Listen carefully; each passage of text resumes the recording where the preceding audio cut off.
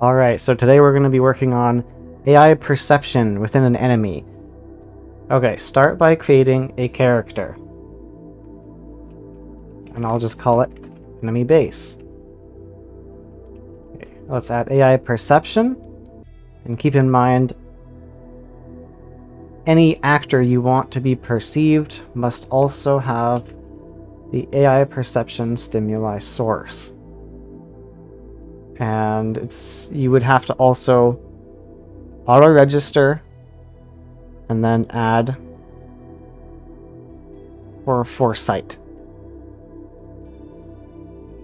So I'll leave that in here because that also means other AI can see and attack this one. So AI perception, we will have to add a sight config right there. And might as well set dominant sense to sight. Then open up that sight config. Starts enabled, but we will have to tick all these boxes. Okay, so let's set the mesh. I have this guy, so I'll just set him up quick. -88 is the number. So he drops down the same number as the capsule component's half height. Okay, so in an event graph, AI perception, let's click on that and go down on target perception updated right here.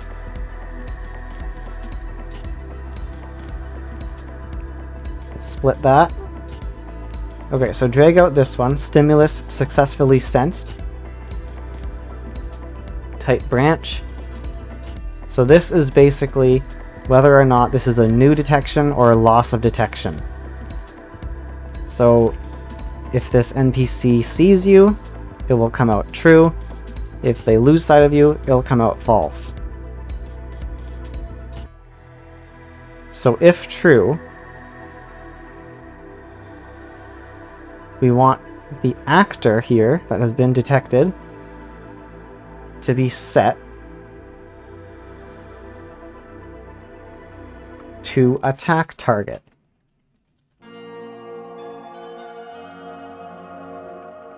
But there's more than that. Let's say there's two potential targets. Well, we don't really want the AI to just be picking every new target they see. If it's a single-player game and there's literally no other AI or targets, then it's fine. But it's one little node. Get attack target. Convert to validated get, and then only if it's not valid, then he will set attack target. We'll do a print string too, saying attack target set. Let's just add something here. Let's go get blackboard. I won't be covering this yet, but let's just set it up. Set value as object, because I want to use this function that I'm going to create.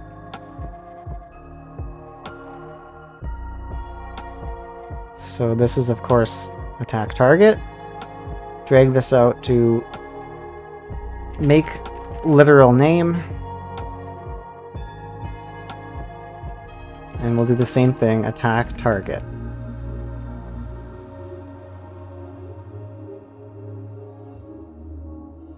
Now we can select those two, collapse to function, and that's what I'm talking about. And go over here, rename this to set target. If the detection is false, we set target and leave it blank. But keep in mind, the AI perception component detects multiple sources at once. So let's say he's currently following a target, but is also aware of another target. So we have player A and player B, let's say. He's chasing player A, and then player B goes behind a wall. Well, that's all it takes for this to trigger. And now all of a sudden, player B has caused this character to forget player A, and everybody, really, when player B was uninvolved. So all we have to do, drag out the actor there, equal, plug it into attack target, and then drag out a branch.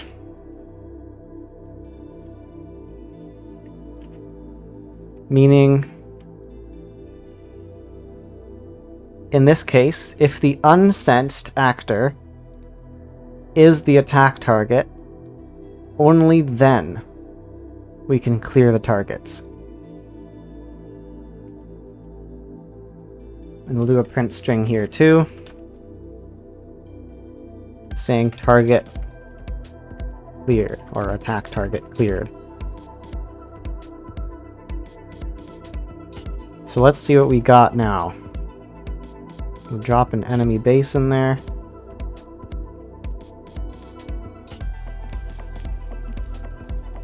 Attack target set.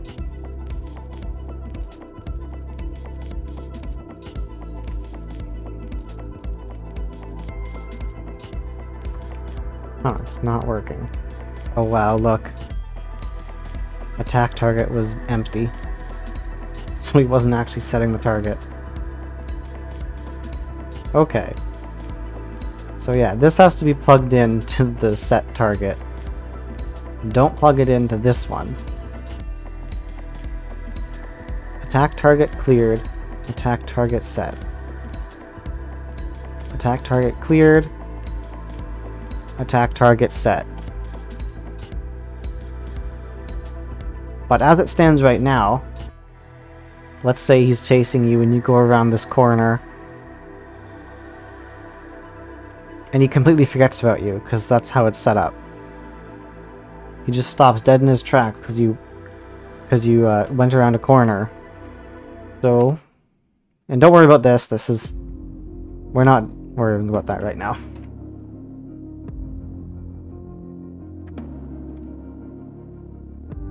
So basically, we need a cooldown for him forgetting the target,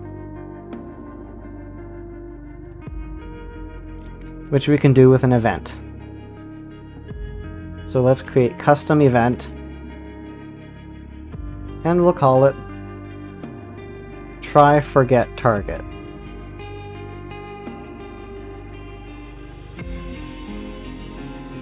And I would like to use a timeline because you can call them and stop them, so we'll call it the forget timeline. And let's say, if you double click that, let's say like 15 seconds. Or even better, let's do 1 second. Let's do 1 second and then set a variable. Forget. We'll go forget target time, or something like that. Make it a float, and expose it like that. So by the way, that's... if he's in the world like this, that will expose the variable here, so you can customize the forget time. But by default, let's say 15 seconds, like I was going to do. And then you just have to add a begin play.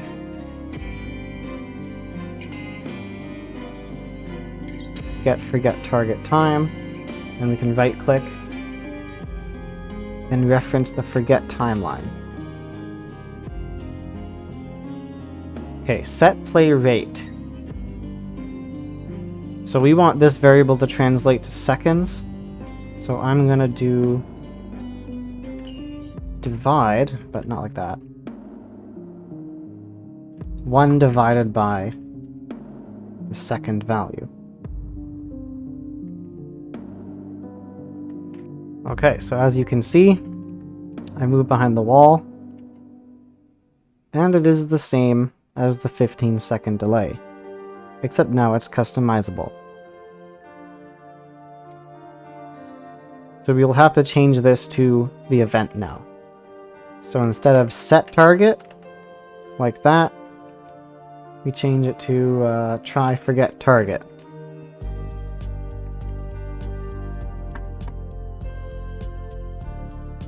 So it would always be play from start.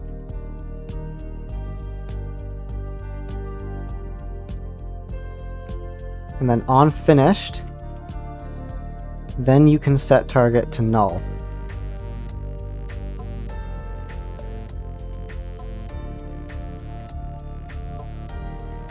So I'll go in here, I'll set this guy to like 2.5 seconds.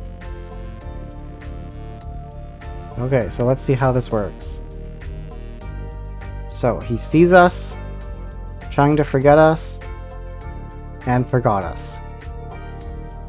Okay, there's one more problem.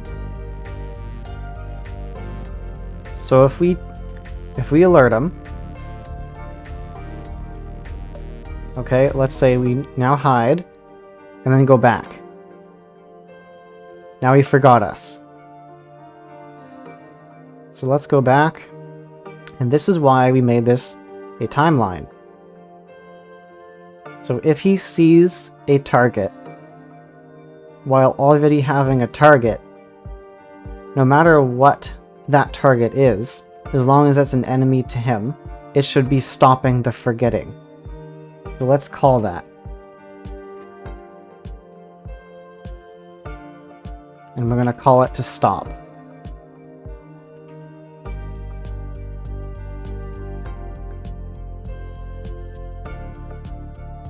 And let's actually print, we'll say halted forgetting.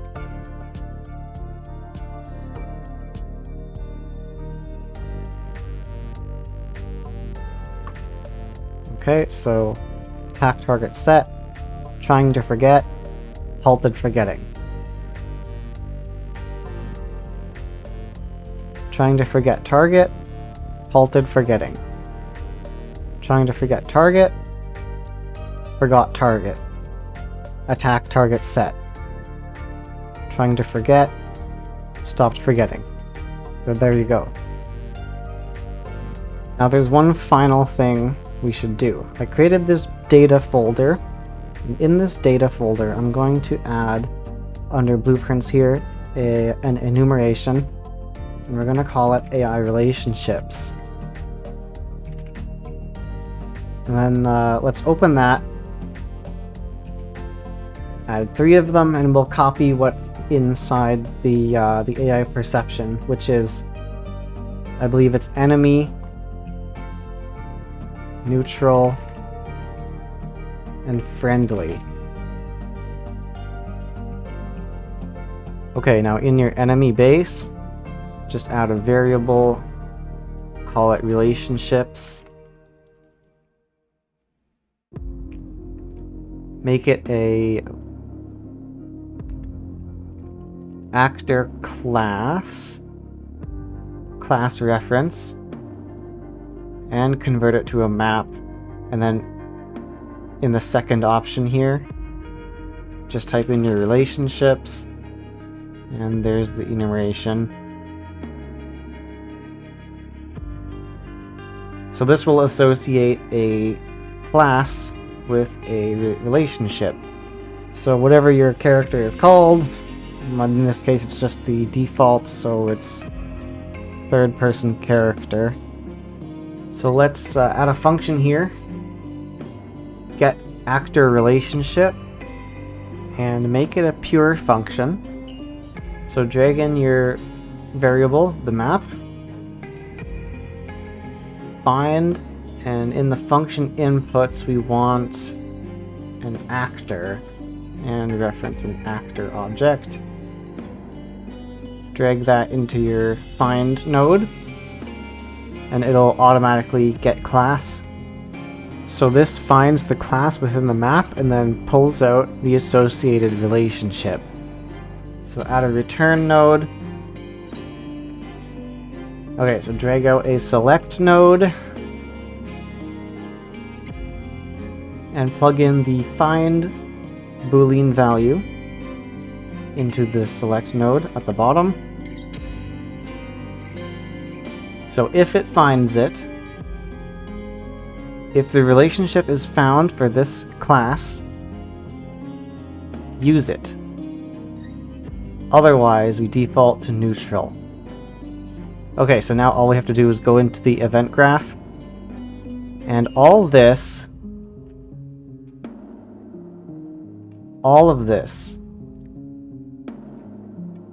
is based on the perceived actor being an enemy.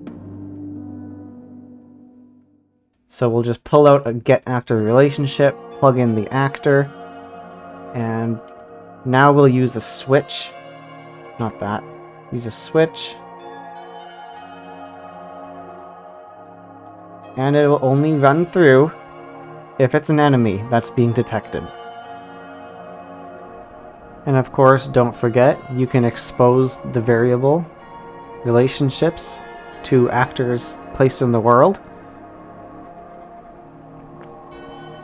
So you can customize each individual enemy for whatever reason you wouldn't want them to attack you, or you would want friendlies to attack you. You could do that.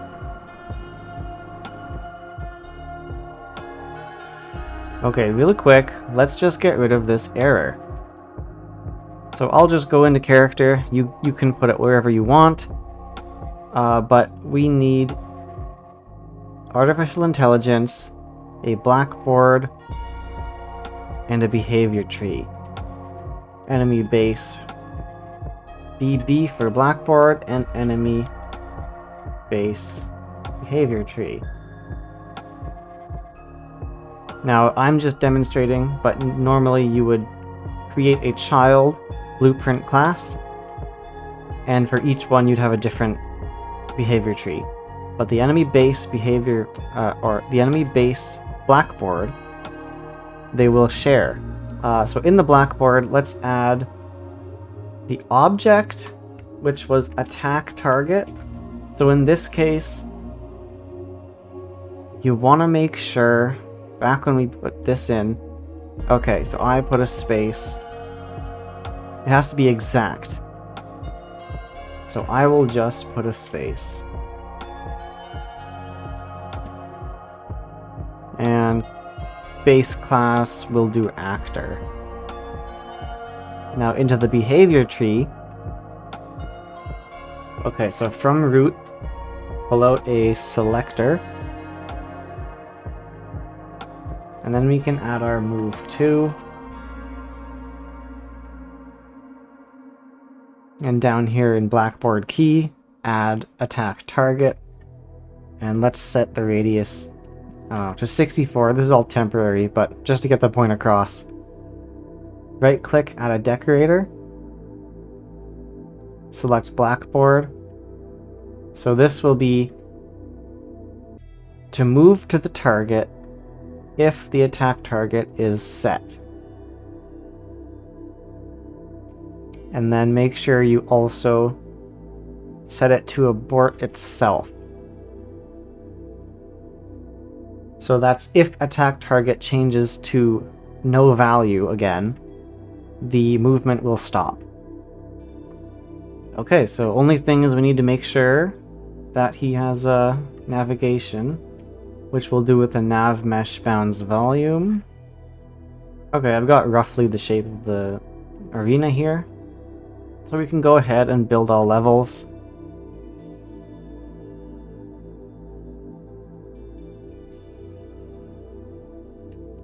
Okay, he's got us, and there you go.